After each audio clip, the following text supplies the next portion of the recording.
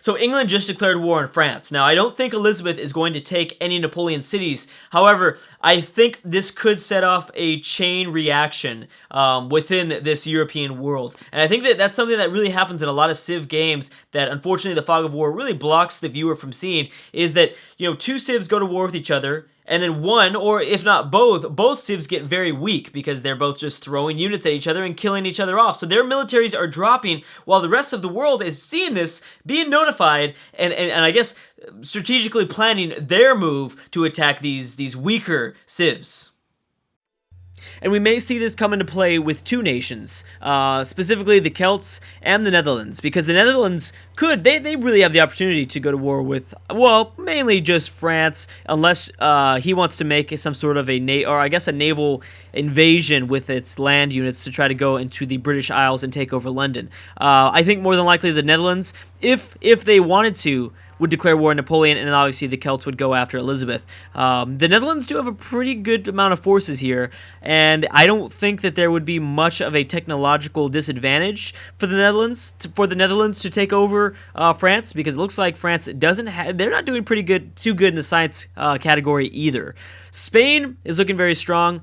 Spain is still at war with France. I guess Spain could have an impact, but I don't think Spain is trying to look for the offensive right now, especially not against France. I think that they're just kind of ready to be out of this war, and I think we might see that peace deal happen within this episode. So I want to talk a little bit about Russia and try to figure out what the fuck is going on. First of all, Russia has a large amount of troops, and I know we've been giving Catherine a hard time throughout this entire series because she's just not expanding like we all expected, but she's not doing terrible for herself. She actually has, I believe, the most amount of wonders within this world, which is pretty crazy, as well as she has a very large military. She can very easily defend her 3 cities, and these 3 cities have a very high population. I mean, I'm not sure if it suits her unique ability that well, but just like, you know, on a standpoint of vanilla-ness of a Civ AI, she's doing good. She's doing really, really well. She would be able to push back any sort of offensive move from Poland, Germany, or Greece. Didn't matter who it was. So I mean, she's solidifying her spot. I don't think she's going to lose these 3 cities. I think that if she decides to stay at this speed, or I guess stay at this level throughout the entire game with only 3 cities, maybe 4 or 5. Maybe if she, let's kind of assume that she's going to get up 2 more cities by the end of this. I think she could still very much easily defend her territory and maybe give a run for the science victory. I don't know. I mean, she's going to stay pretty small, and it could be easier to generate a little bit more science per turn. Now, before we go to the next turn, I do kind of want to check in on that since we didn't do it in the last video. In terms of population, Netherlands actually have the #1 population in the world. Very interesting. With 2 million more citizens than the second, which is Austria. Then we have Poland. Poland is very expansive. They don't have a lot of depth, I guess, to their cities. They just have a lot of cities in general. Then England, a lot of European nations have really gotten a lot of population, and I assume that's because they haven't had time to really focus in and send out all those settlers and stuff like that. So they've just been growing and growing and growing, which is very good. Manufactured goods, the Ottomans, this is very key. The Ottomans are probably going to be able to get up the biggest army if they have to, and that makes, that reminds me that the Ottomans do have now share an immediate border with Arabia. While look at this military. Look at this military that the Ottomans have just south. I mean, the Ottomans could be the savior of this world and take out Babylon, which I think could be the easy victor if nothing is done about them. The Ottomans are about to settle another city. Jeez. They already have 9 cities. 9 cities about to settle their 10th city. It's barely turned 100. It's turned at 103. That's incredible. That's incredible. And since he got up the Notre Dame in the last video, he's got even better happiness than ever before. Military manpower, I like this. The Ottomans are actually #1. Then it's Poland, Greece, Rome, and, myself doesn't really count because I am not actually playing in this game. The Huns. Huns are not in this. I guess that's about it for now. We'll check in the other categories, but let's go ahead and keep clicking the next turn and see what happens.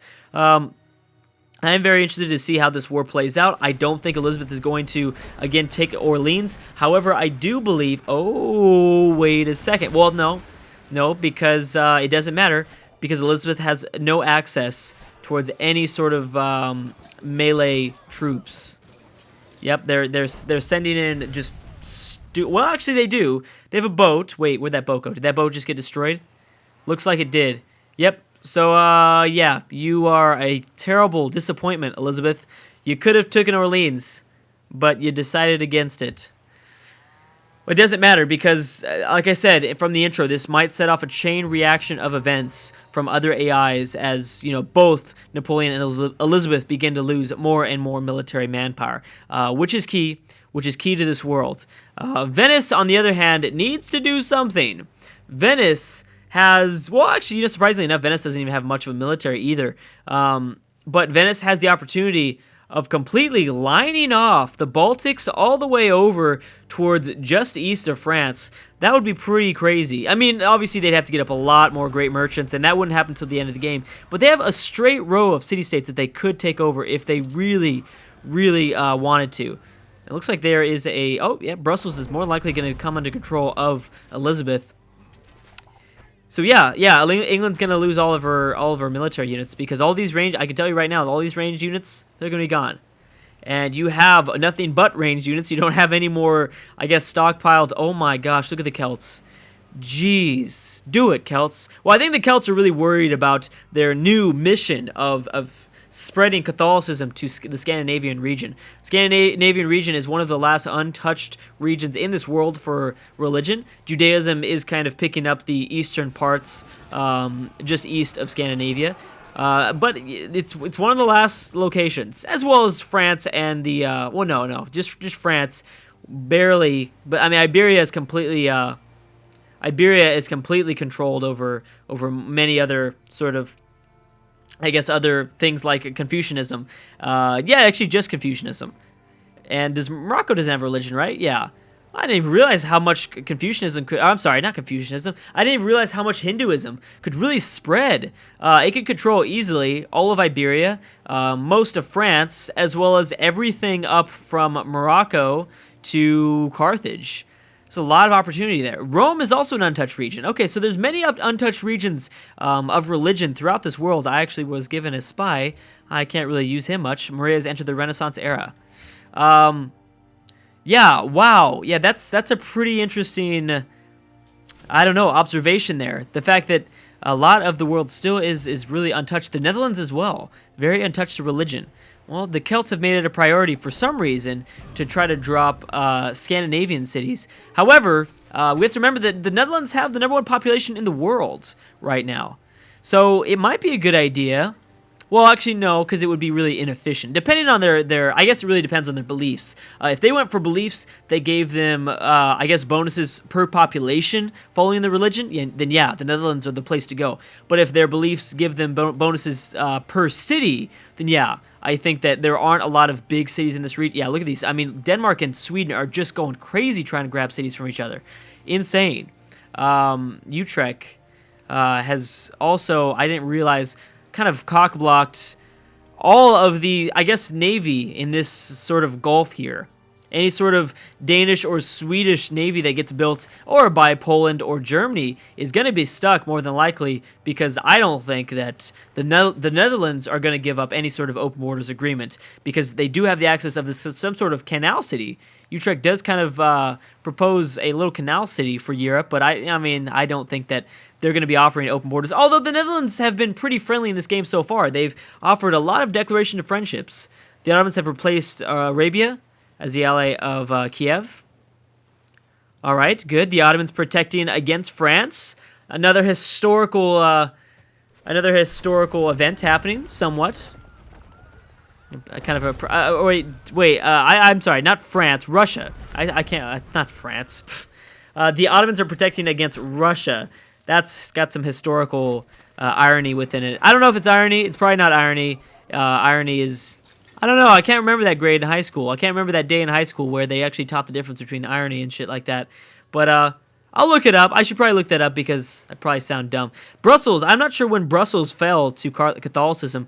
That might have been there for a while. Although it also might be there because, no? The Netherlands are actually allied to Brussels. I figured that maybe England would be allied to Brussels, but no, that's not the case. We got to remember that, you know, Spain and France are still at war. which makes me think that maybe Portugal would join in either in a war against Spain or France, depending on who is the weakest one. Are there any more cities that have gotten slapped down? I don't think so, besides this Roman city here. Yeah, we knew that Rome was going to settle in northern Africa. Is Egypt looking for any sort of expansion anymore? Doesn't look like it. I don't see. Oh yeah, they did. Alexandria has just been settled just west of the Nile River. So I don't know exactly how much. That doesn't sound like. Why are you still building range units? I don't think that's the best location for the AI to be settling, especially because the map ends right here on this tile. I don't think. I mean, did you really need horses that bad? I mean, I know you have your war chariot, but that's a pretty insignificant unit. And actually, I don't think you need horse resources for the war chariot. Oh, wait a second. Is it the Egyptian war chariot? I cannot remember the unique. Yeah, that's their unique unit. Yeah, the war chariot is their unique unit. But I don't think you need. First of all, the war chariot is pretty much useless now that Austria is in the Renaissance era, and someone else just entered the Renaissance era. William did. So I don't know why you're going for the horses, but I don't even think the war chariot requires horses. I'm pretty sure you get it for free without the resources. The resources aren't even needed. And yeah, Egypt is continuing to spread their religion throughout the world. This is of course not going to happen for anyone. We might even turn off while these useless wars are going on. I might turn off the animations for combat because, I mean, clearly Elizabeth is not going to drop any cities. And Poland actually has a very nice road leading all through Polish lands, straight up from Warsaw all the way to however you pronounce this incredible name there. We also have a very nice, wow, I mean, Poland could easily extract their troops to any part of the region, which is also interesting because Vienna has quite a good defense here. Who's allied to Prague? I mean, I think these city-states are actually going to perform a pretty significant role in this game. The city-states, I think, because the city-states on Deity are nothing to be messed with. The city-states get up a lot of units, and they go to war clearly much less than the other AIs. So whoever is allied to these city-states are actually going to have a significant impact. More cities are dropping to Judaism as well. Germany has got up Frankfurt. And I think Netherlands more than likely will not be able to settle their fourth city. Which reminds me, let me recheck the info addicts once again, and just to kind of double check on technologies. Who actually has the number one? So technology is actually a five-way tie between Babylon and the Netherlands, Russia, the Ottomans, and Spain. The fact that the Ottomans are keeping up with 10 cities. Yeah, they just got their freaking 10th city. Holy crap! The fact that the Ottomans are keeping up is amazing.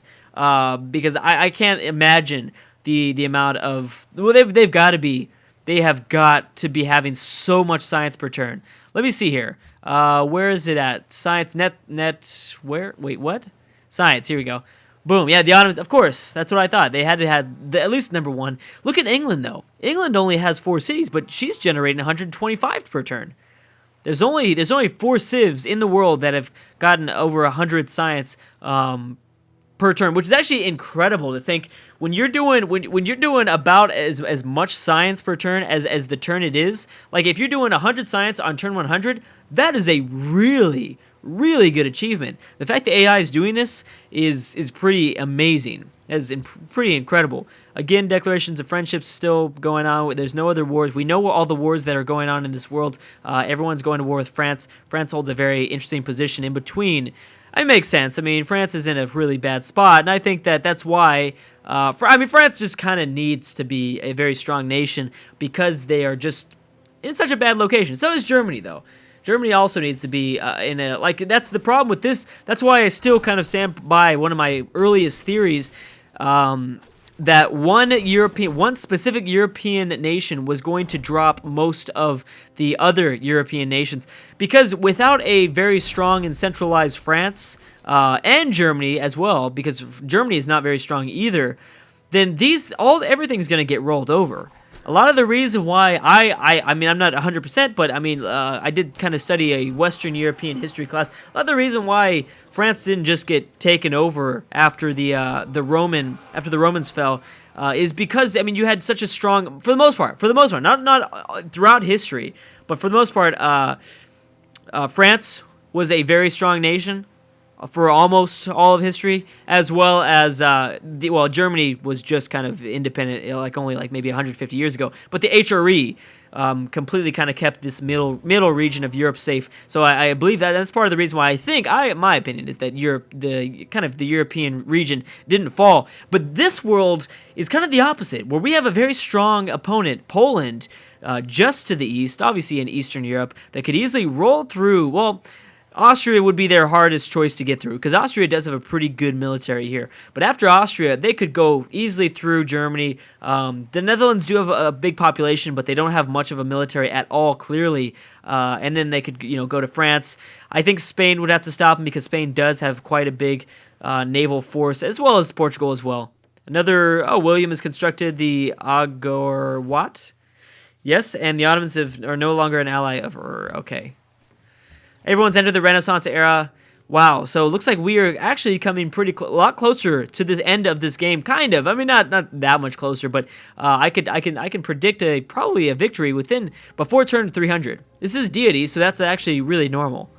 I cannot believe who would have guessed that the Ottomans would have been this expansive. I mean, we knew that the Ottomans were going to be expansive, but we also thought that Rome was going to be expansive, and Russia was going to be expansive. I mean, Rome is pretty expansive, but the fact that, oh my gosh, Belgrade just fell.